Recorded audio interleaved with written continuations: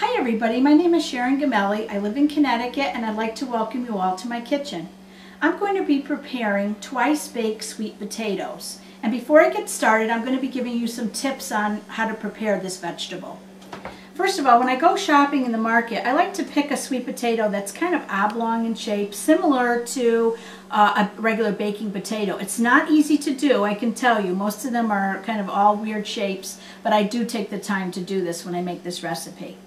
When I go to cook this vegetable, what I found works best, because the sweet potato is a very sticky, syrupy vegetable when you cook it at high temperatures, I found what works best is piercing it first of all with a little fork or knife, and after you've washed it and dried it well, and cook it in the microwave for, I would say, between 15 and 20 minutes or so. I use the baked potato cycle on my microwave. Not everyone has that, but I find it comes out just perfect. It's at the right consistency. Then what I do is I put them on a cookie sheet, I pop them in my oven at about 275 degrees for about 15 to 20 minutes, just to crisp them up a bit. Take them out, let them sit a little bit, and then they're ready to go. Okay? So the first thing I'm going to do for you is I'm going to score the top of the potato. And I have a little paring knife here, so I'm going to be just making a little oblong circle.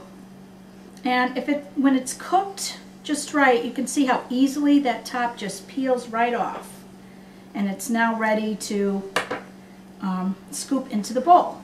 And what I found works really well is a regular grapefruit spoon with a serrated edge around the top. And it really does work nicely for just scooping it inside the bowl. So that's what I'm going to do right now. And I'm being very careful not to puncture the sides. I want to maintain the structure of the skin, since this is going to house the filling. Okay, and I'm going to show you what it looks like. It looks like a little canoe almost when you hollow it out. Look at how cute that is. Okay, so what I'm going to do now is I'm going to take a little break. I'm going to finish up with these remaining potatoes, and I'm going to come back and show you how I make the filling. Hi, we're back, and I want to just show you how I've scooped out the remaining pulp from the rest of the sweet potatoes, and we're ready to go. First thing I'm going to add is one full stick of real butter. And this is an homage to Paula, because I know how much Paula loves butter, so we're going to put the real thing right in there. Okay, and it's softened, so it'll just incorporate very nicely. Okay. I'm going to start mashing these up with my potato masher. And just tell you that the sweet potato is a fabulous vegetable nutritionally. You really get a bang for your buck, because it's rich in vitamins A and C and phosphorus and manganese, and not to mention fiber, girls. We really need our fiber. We'll kind of leave it there, but anyway, it's a great vegetable. Next, I'm going to add my Philadelphia cream cheese, 1 8-ounce stick, and this has been softened as well, so I'm going to just put that in there. And this is what makes it really creamy. Cream cheese is a great product because it's rich in calcium, vitamin A, and it's also rich in protein, so it'll hold you throughout the day. So I love using cream cheese. It's just fantastic. Okay, and I just want to say that, in the old days, this is how the women really built their muscles. They didn't go to the gym back then, girls. So we're using the old-fashioned way, and we're just kind of getting out a little bit of the lumps here while we do it. Okay. And what I'm going to do is I'm going to just use the mixer a couple minutes just to blend it a little better than it is right now. And you can see how nicely everything incorporates.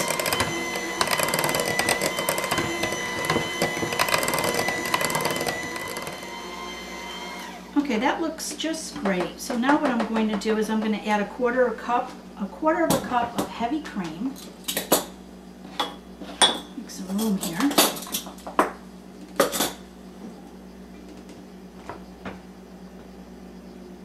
Just pour it all in. Okay, and at this point, I'm just going to mix it with a regular spoon. I don't want this to splatter all over. So I'm just kind of folding this in gently.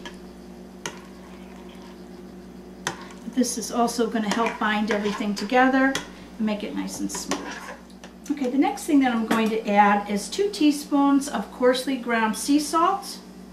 And I find that sea salt is a little healthier version of regular iodized salt, so I'm going to put that right in there.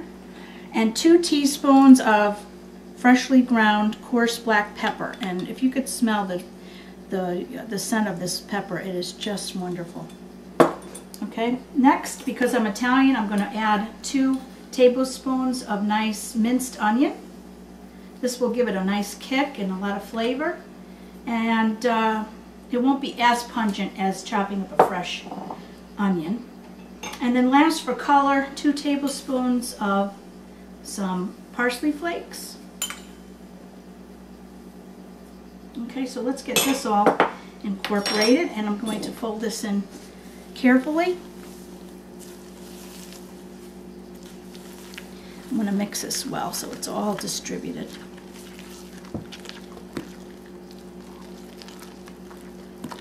I'm going to get that all nice and folded in. Okay, and last but not least, I'm going to add 1/4 teaspoon of allspice. And I love to use allspice because it kind of eliminates that one step. It's got the nutmeg, clove, and cinnamon already right in there, and it adds to a nice flavoring.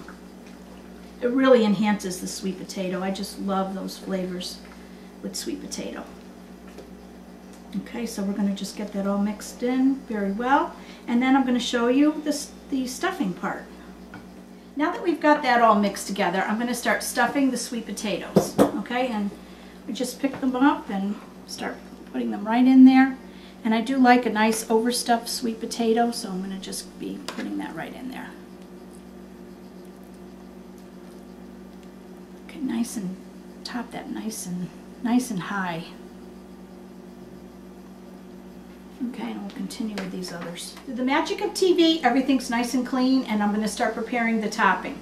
So the first thing I'm going to do is I'm going to take a cup of light brown sugar.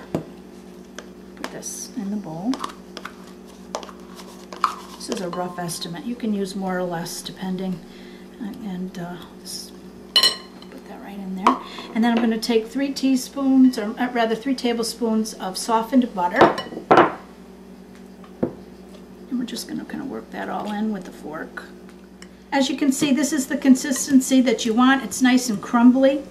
And to this, I'm now going to add 3/4 cup of nice chopped pecans from the great state of Georgia. Stick them right in there. And we're going to mix these all nicely together.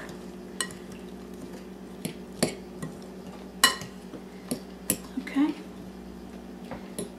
And this, when you use your hand, should stick together now and make like a nice little ball. So this is probably the best technique to use, is just put it into a little ball and just kind of crumble it. Just cover these potatoes, and when we put them in the oven, I'm going to put them into the oven, and all this nice beautiful brown sugar and butter and pecans is going to melt all over the top of these potatoes and just going to be delicious.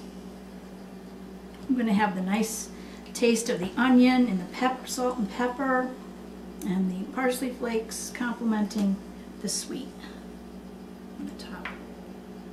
Okay, so now they're ready to be put into the oven, and I will just pick up a few of these remaining crumbs because, you know, girls, this will just melt all over our cookie sheet.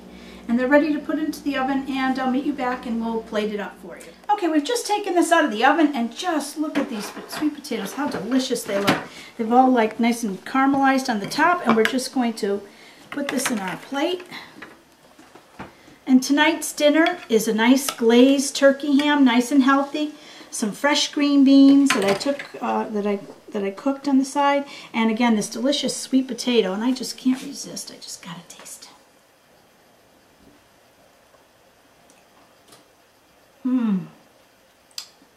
That's delicious. I hope you like this. Thanks again for visiting my kitchen. And I just want to thank Paula and Philadelphia Cream Cheese for providing this opportunity to all women just like me. Thanks so much.